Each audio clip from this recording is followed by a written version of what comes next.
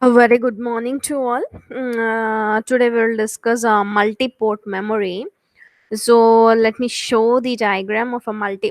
So here multi-port memory organization. So we have studied about shared memory. Here a shared memory is divided into n number of modules. So let us consider in this example we have considered memory module 1, memory module 2, 3 and 4, and we have here four processes. Okay, so when compared to the previous time shared common bus, the advantage here is where for a time shared common bus we have a single bus for all the multiple processes, whereas here we have for each and every processor we have a different bus. Like for this processor we have this bus, first processor 2 we have this communication line, for processors 3 this communication line. You try to check my cursor position. CPU 4 we have this communication line. Okay, so now whenever processor 1 want to access a memory module 1, with the help of this communication line will be accessed. Okay, so similarly the advantage of this multi-port memory organization when compared to time shared is that processors can access simultaneously different memory modules, but they should access different memory modules, not the same. Okay, so if processor 1 is accessing a memory module 1, processor 2 can access memory module 2, 3 can access 3, 4 can access 4, or if 4 processor 4 is accessing memory module 3, 3 can access memory module 4, like that. But let us suppose if two processors wants to access the same memory module, so here comes into picture called a logic. Okay, internal memory logic need to be decided which one to be selected, so that will be decided which is having a highest priority. So here why the name multi-port, we have connected with four ports. See here for memory module 1 we have four: port 1, see my cursor position, port 1, port 2, port 3 and port 4. Okay, so for this if for let us suppose two ports are active, CPU 1 wants to access memory module 1 and 2 as well want to access a memory module, these two are active. So in this, which one to be selected will be based on the memory control logic inside that. So will have a priority in that. So CPU 1 will have, means let us consider the port, the first port will have a highest priority, the second one will have a next priority coming to the first one. So in this case CPU 1 will have a highest priority, next will be 2, next will be 3 and next will least will be 4. Okay, so when CPU 1 and CPU 2 wants to communicate a same memory module 1, CPU 1 will have an access, CPU 1 will have an access. Similarly, if CPU 1 and CPU 4 wants to access memory module 2 at the same time, so which will have a which will get an access, CPU 1 will get an access. Why? Because CPU 1 will have a highest priority. Okay, so now coming to the concept of multi-port memory. So see here ma, a multi-port memory, just now we discussed a multi-port memory system employs separate buses between each memory module and each processor. See here we have a separate buses for memory module as well as for CPUs, so that's an advantage when compared to time shared. And the next is what, the module must have internal control logic to determine which port will have access to memory at any given time. It should have an internal control logic to decide which port must give an access to memory. Okay, so here if memory access conflicts are resolved by assigning fixed priorities to each memory port. So just now I said that if two processors wants to access the same memory module, so we have to give a priority levels. Based on the priority, which will have a highest priority will be given an access to a main memory, and the other will not get an access. Okay, so now coming to an advantage, definitely high transfer rate can be achieved because of multiple paths, but the disadvantage is it requires expensive memory control logic, and it requires large number of cables and connections. See here ma? So as you see, it requires large number of cables and connections, as well as for identifying the processor, it contains a control logic inside that. So maintaining that is very expensive. It for that it is very expensive.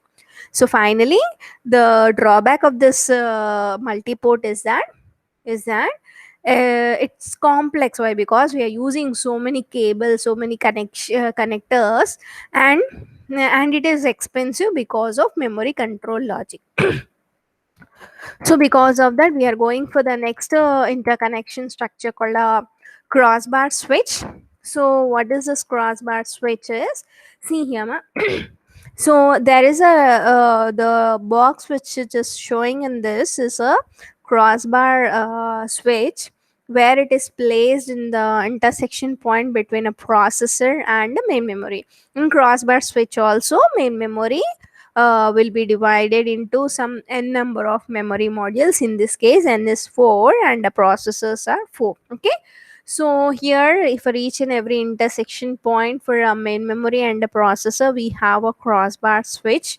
The main what the use of this crossbar switch is, it decides the path between a processor and a main memory. Okay, so see here ma, consist of a number of cross points that are placed at intersection between a processor buses and memory module paths.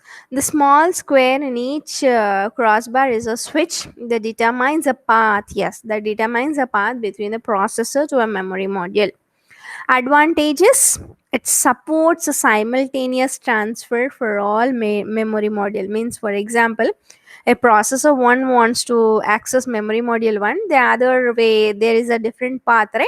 So this path is different. This path, the path will be to which, from which path it has to access is will be decided based on the internal crossbar switch. So it decides the path. As we have a different paths, multiple processors can access simultaneously multiple main memory modules, but a different main memory modules, not the same. Again, the same concept arises here. If 2 wants to access, we have to provide a priority. So let us suppose if processor 1 and 2 wants to access a main memory 1, then we have to provide a priorities. So CPU 1 has a highest priority comparing to CPU 2. So CPU 1 will get an access and CPU 2 will not get an access. So let me show the block diagram of a crossbar switch.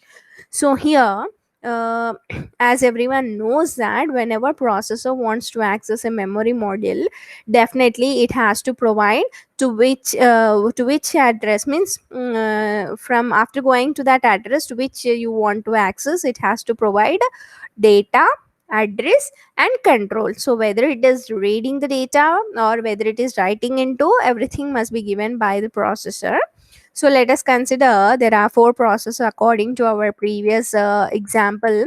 So here we have given 4 processors, in which let us consider processor 2 is active. Okay, so if processor 2 is active, means definitely here the output will be 1 and the remaining cases it is 0 according to multiplexer. As we already studied in our digital logic design subject, what are multiplexers? So among multiple inputs, one will be selected as an output. So in this case, let us consider CPU 2 is high, means CPU 2 wants to access a memory module. So CPU 2 will based on this multiplexer, it will select, and that particular data whatever the CPU 2 wants to access, the data will be accessed from the main memory. And whether whether the processor wants to write or whether it wants to read, everything will be decided. Okay, now what is this arbitration logic is that, now let us suppose just now I said that when a processor 1 and processor 2 wants to communicate the same, wants to access the same main memory, what happens is that here instead of 1 in CPU 2, even in CPU 1 as well as in CPU 2 will have a high.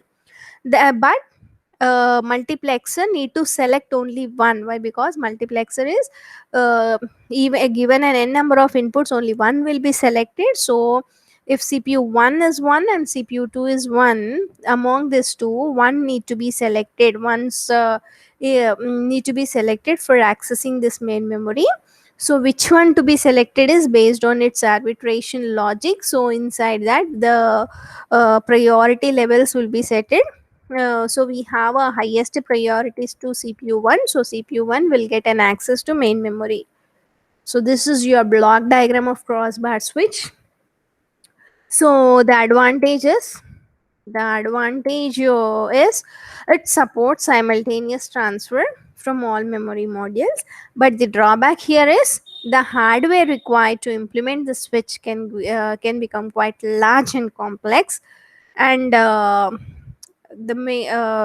even for a multi-port also we have an drawback, but compared to a multi-port, crossbar is better. Why? Because we are eliminated the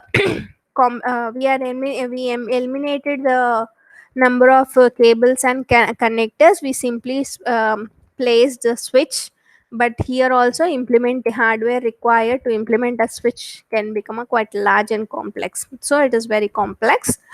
So for that case, it only suits, it only preferred when the number of processors are less. So this is about a crossbar switch. In the next class we will discuss about multi-stage switching network.